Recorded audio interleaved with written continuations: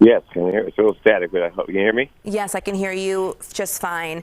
I want to note first that you shared a photo marching with Reverend Jackson, and you said the lion sleeps. We marched together, were jailed together, stood on the Dan Ryan together. Can you just help us reflect on your memories with Reverend Jackson?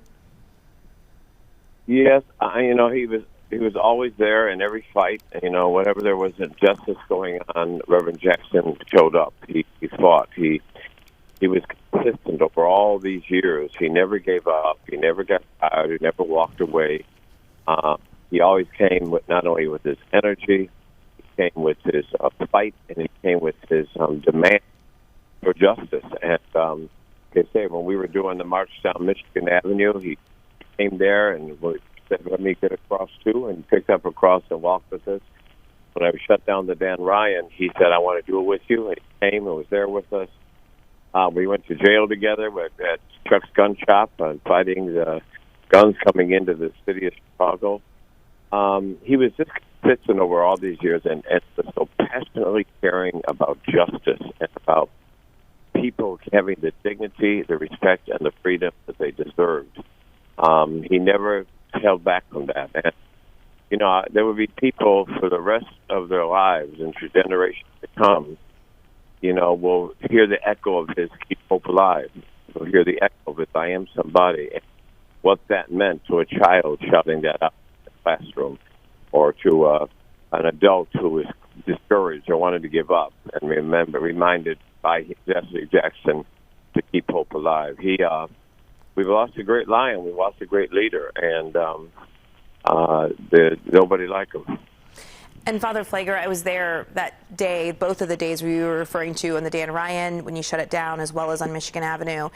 And I remember seeing Reverend Jackson there with you. What is the significance of having a civil rights icon walking alongside you and others in the fight for different reasons here in the city, even? Well, I think what it meant, I began what I do today in my fight for justice after watching Dr. King march at Park in 1966. And always I wanted to go work with the movement until he was shot, murdered in 1968.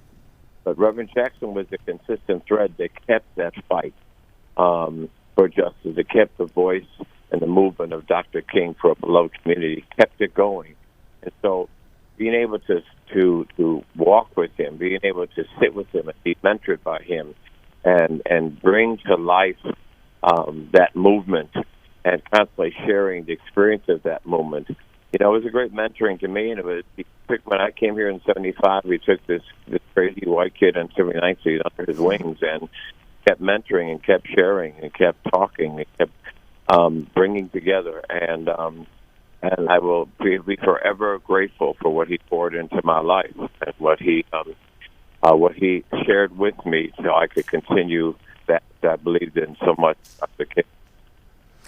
Father Michael Pfleger, thank you for your time this morning. Our thoughts with you and everyone who knew and was inspired by Reverend Jackson. We appreciate you being with us. Thank you. And we'll be right back.